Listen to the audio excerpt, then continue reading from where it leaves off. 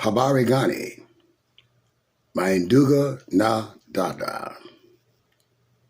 This is your brother, your elder, your teacher, your protector, General Abu Amin Ra.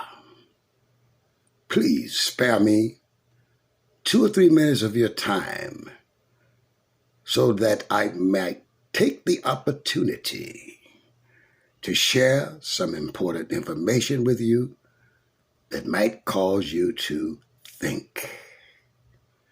Listen, my brothers and sisters, power concedes to nothing but another power, either equal or greater. That's the only thing power concedes to.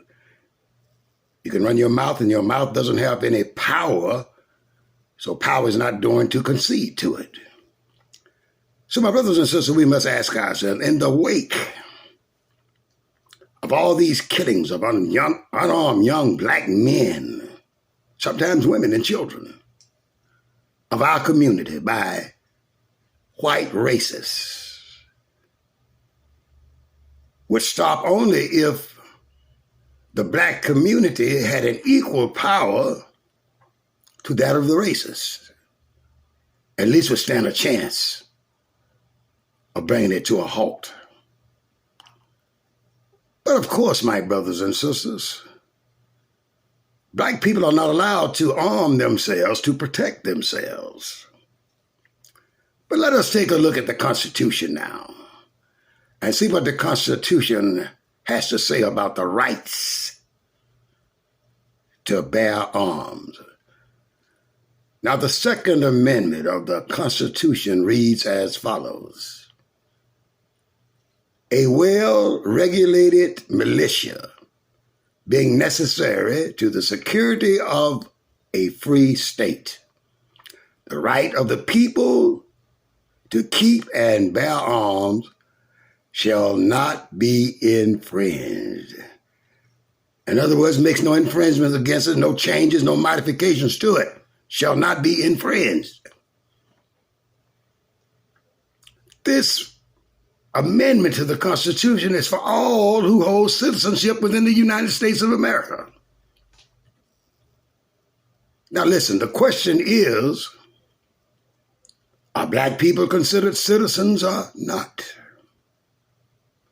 Then if we are considered citizens, why don't we have the right to bear arms? Listen, we have the right. But you see, they modified it to exclude us from having the rights to bear arms because they passed laws in different states and different areas about criminals, ones who had been judged guilty in felonies, is unable to celebrate and live this particular Second Amendment as belonging to them. Now listen, my brothers and sisters. When they said no criminals, the first thing they did was they criminalized most of our men, put them in jails and prisons for nothing. So they excluded them from the rights to bear arms. But listen, my brothers and sisters, let me tell you something right now. That's not in the Constitution about criminals. That's something each state made up, bounded and grounded in racism. Are you understanding what I'm trying to share with you at this time? You have a right to bear arms. The Constitution states so. Didn't say anything about being a felon. It said every citizen has a right to bear arms in a free state. So black man, black woman, where are your arms? Don't you know, since there's no one that's protecting us, the wisest thing in the world would be a power that has the force behind it to stop racists from coming in our community and other places, killing our young men, shooting them in the back when they are unarmed and have not committed a crime. So it's up to us. All I got to say, and I'm not advocating you do nothing to start a war. I'm just telling you what the Constitution says you can do. So the way I look at it, given the context of the situation we find ourselves existing within, and the Constitution's Second Amendment definitely gives you the right to bear arms if you are a citizen. And since you fought in all the wars to defend this nation, all that matters is whether you consider yourself as a citizen and are ready to defend that right. It's up to you.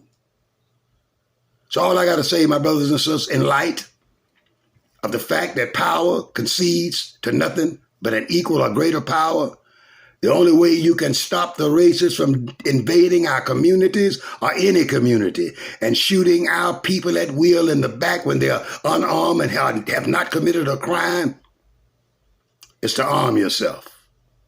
If you do not arm yourself, you stand a chance of harming yourself. So I say arm yourself or harm yourself. But the intent of your arming yourself is to protect you, your family, and your free state. Do you understand what I'm saying? While you understanding, do what is necessary. Arm yourself or harm yourself. Arm yourself for defensive and protective purposes and no other reasons, no criminal behavior. Do you understand what I'm trying to get over to you? If you do, my brothers and sisters, I say thanks for listening, thanks for sacrificing so much of your time to see if I had anything to share with you. I hope there's a sincere, positive contribution to your awareness. Love you, my brothers and sisters. Once again, y'all, peace and hotep to you, each and every one.